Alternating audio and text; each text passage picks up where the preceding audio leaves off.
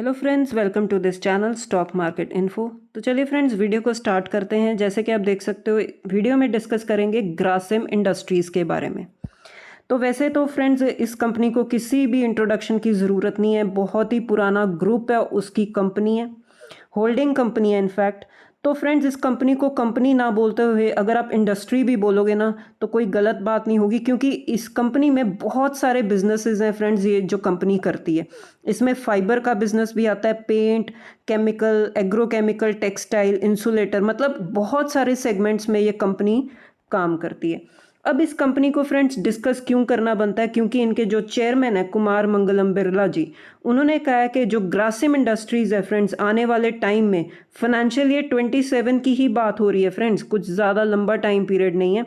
जो ग्रासिम इंडस्ट्रीज़ है वो रेवेन्यू टच करेगी 2 लाख करोड़ तक का। मतलब ये जो रेवेन्यू कंपनी के अगर आप आने वाले रिजल्ट्स देखोगे, आप देखोगे कि कंपनी का जो रेवेन्यू है वो 2 लाख करोड़ तक जा सकता है, ऐसा इनके चेयरमैन का कहना है।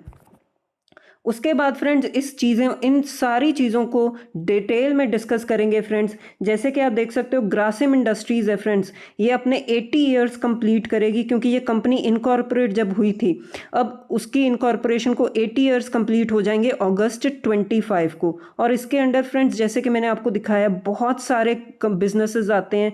10 से ज़्यादा जो है बिजनेस लाइंस हैं इनकी कंपनी के अंडर। और जो मार्केट कैप भी है फ्रेंड्स, $2 ट्रिलियन से ज़्यादा का है मार्केट कैप इस कंपनी का। उसके बाद फ्रेंड्स, ये जो कंपनी है इनका वेल डाइवर्सिफाइड पोर्टफोलियो है। इसमें बहुत सारे बिजनेसेस आते हैं, जैसे कि बिल्डिंग मटेरियल का बिजनेस है, फाइनेंशियल सर्विसेज का, डिजिटल कॉमर्स का, रिन्यूएबल एनर्जी का, जो आने वाले टाइम में फ्रेंड्स बहुत ज़्यादा ग्रो कर भी रहे हैं। हम डेटा भी देखेंगे, और आने वाले टाइम में बहुत अच्छे जो हैं इन्होंने टारगेट्स रखे हुए हैं, जिसके चलते हम देखेंगे कि इतना ज़्यादा जो हाई रेवेन्यू इन्होंने टारगेट रखा है, ये कंपनी अचीव करेगी। उसके बाद फ्रेंड्स, जो ये ग्रासिम इंडस्ट्रीज़ कंपनी है, ये होल्डिंग कंपनी है। बेसिकली मैंने आपको बताया ना, ये holding company Aditya Birla group of firms की। जो इसके अंडर देखोगे आप, कंपनीज कौन सी, अल्ट्राटेक सीमेंट, ये तो सेपरेटली लिस्टेड है मार्केट में। आदित्य बिरला कैपिटल, ये भी आप कंपनी लिस्टेड स्पेस में देखोगे। फिर है इनकी पेंट वाली company Birla opus, Aditya Birla renewables, Birla pivot, ये इनका डिजिटल प्लेटफॉर्म वाली कंपनी है। तो इतनी सारी कंपनीज हैं फ्रेंड्स, और ये सारी की सारी ग्रोइंग सेगमेंट में ये कंपनी काम कर रही हैं। और फ्रेंड्स, जब ये रिजल्ट्स आए थे कंपनीज के, तो हाईएस्ट एवर कंसोलिडेटेड रेवेन्यू जो है कंपनी ने अचीव किया था 1.7 लाख करोड़ का इन फाइनेंशियल ईयर 26। मतलब अब तक जो है कंपनी का जो कंसोलिडेटेड रेवेन्यू है वो कंपनी ने अचीव किया 1.75 लाख करोड़। और आने वाले टाइम में टारगेट क्या बोला जा रहा है, 2 लाख करोड़। तो ये सारी चीज़ें जो हैं, बिजनेसेस जो हैं ग्रो कर रहे हैं, तो ये रेवेन्यू टारगेट जो है मतलब मैनेजमेंट ने सेट किया है, जो कंपनीज जो हैं आने वाले टाइम में अचीव करेंगी। उसके बाद फ्रेंड्स, वन बाय वन इनके कंपनीज को डिस्कस करते हैं। जैसे कि ग्रासिम का जो बिल्डिंग मटेरियल का बिजनेस है, जिसको हम बोलते हैं अल्ट्राटेक सीमेंट कंपनी ने फ्रेंड्स, अल्ट्राटेक सीमेंट ने माइलस्टोन जो है क्रॉस किया, अचीव किया 200 मिलियन टन्स पर एनम का ग्रे सीमेंट के कैपेसिटी में इन अप्रैल दिस ईयर। इसी साल जो है ये कंपनी ने एक माइलस्टोन अचीव किया। तभी तो हम देख रहे हैं फ्रेंड्स, अल्ट्राटेक सीमेंट भी जो कंपनी है एक बहुत ही अच्छी डिसेंट परफॉर्मेंस देती है मार्केट में।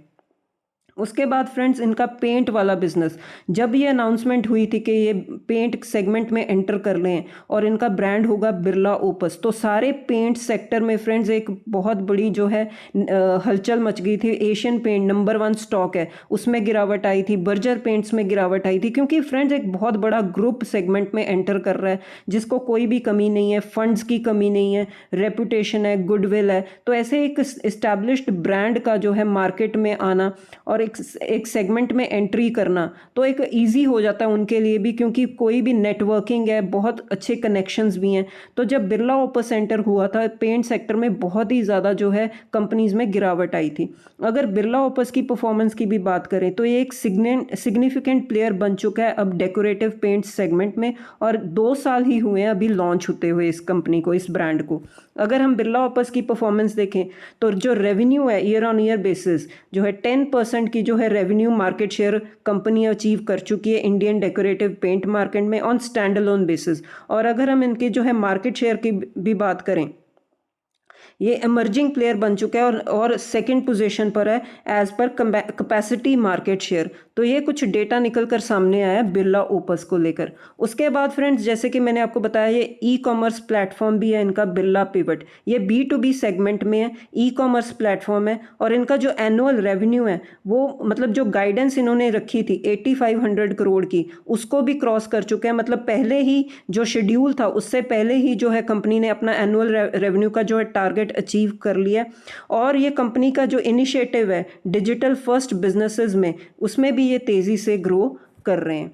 उसके बाद फ्रेंड्स इनका जो फाइबर वाला बिजनेस है वो भी बहुत ही अच्छी तेज़ी से ग्रो कर रहा है। उसमें ये इनोवेशन कर रहे हैं, सस्टेनेबिलिटी लाने की कोशिश कर रहे हैं, कॉम्पिटिटिवनेस जो इस मार्केट में भी ग्रो कर रही है उसमें भी ये पूरी तरह से एक्टिव हैं। केमिकल वाला बिजनेस भी इनका बहुत अच्छी तरीके से ग्रो कर रहा है जिसमें ये क्रिटिकल इंडस्ट्रीज़ जो हैं इनके क्लाइंट्स हैं उनको केटर करते हैं। अपनी पोजीशन को ये स्ट्रेंथन कर रहे हैं, इस फील्ड में भी इंटीग्रेशन ला रहे हैं, एफिशिएंसी लेकर आ रहे हैं। तो दोनों ही सेगमेंट्स में ये कंपनी अच्छा ग्रो कर रही है।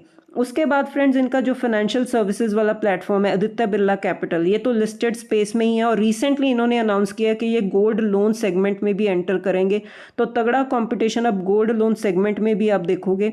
तो ये टाइम टू टाइम उसमें भी एक अच्छी ग्रोथ लेकर आ रहे हैं, नए नए वेन्यूज़ में एंटर कर रहे हैं ताकि ये फाइनेंशियल सॉल्यूशंस प्रोवाइड कर सकें अपने क्लाइंट्स को, कस्टमर्स को।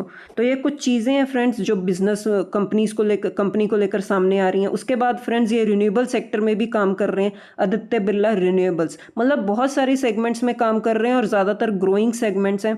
इस सेगमेंट में भी फ्रेंड्स ये जल्दी से जल्दी ग्रोथ लेकर आ सकते हैं। अगर मैं डेटा भी बता दूं आपको, जब ये एंटर किए थे रिन्यूएबल सेगमेंट में तो इनका टारगेट था कि ये 2 गीगावाट को अचीव करेंगे, लेकिन उसको अचीव करने के बाद अब इनका टारगेट है कि ये 10 गीगावाट तक जो है अपनी कैपेसिटी को लेकर जाएंगे। उसके बाद धीरे धीरे ग्रो करेंगे और नेक्स्ट टारगेट इनका होगा 20 गीगावाट।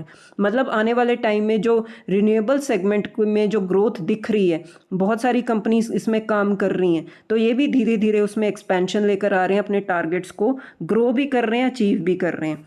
उसके बाद फ्रेंड्स ये और भी सेगमेंट्स में इन्वेस्ट कर रहे हैं जिसमें आता है digital tools, analytics and automation, technology, और सारे के सारे बिजनेसेस टेक्नोलॉजी में ये ग्रो कर रहे हैं। ये अपनी एजिलिटी को, प्रोडक्टिविटी को, कस्टमर एक्सपीरियंस को जो है इम्प्रूव करना चाहते हैं और एग्जीक्यूशन भी जो है डिसिप्लिन वाइज करना चाहते हैं। तो ये कुछ स्टेटमेंट्स जो आई थी बिजनेस को लेकर, कंपनी को लेकर चेयरमैन की तरफ से, जिसके बेसिस पर हम देख सकते हैं कि आप ग्रासिम इंडस्ट्रीज़ को अगर आप चाहो तो फोकस में रखिए, स्टडी कर सकते हो। उसके बाद फ्रेंड्स एक चार्ट चेक अगर हम लें तो कंपनी जब से लिस्ट हुई है कंपनी ने एक बहुत ही अच्छे डिसेंट रिटर्न्स दिए हैं। 2 लाख करोड़ से भी ज़्यादा का मार्केट कैप है जैसे कि हमने डिस्कस किया, और कंपनी ऑलमोस्ट अपने हाई लेवल को, ऑल टाइम हाई लेवल को टच करके बैठी है। अगर आप देखो तो अप्स एंड डाउन्स हैं चार्ट में, no doubt this is a part of stock market.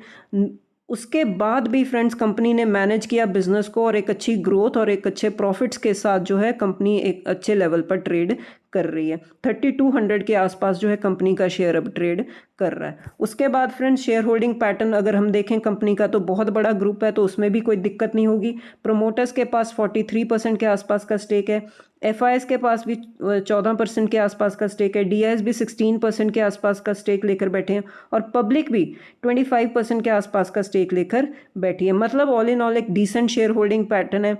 ज़्यादातर स्टेक जो है प्रोमोटर्स, FIs, DIs लेकर बैठे हैं, और जैसे कि मैंने आपको बार बार बताया इनके पास जो स्टेक होता है वो लॉन्ग टर्म के लिए होता है, ये शॉर्ट टर्म के लिए नहीं आते, बल्कि इनको अगर लगता है कंपनी ग्रो कर सकती है तो लॉन्ग टर्म के लिए अपना स्टेक जो है लॉक करके बैठते हैं।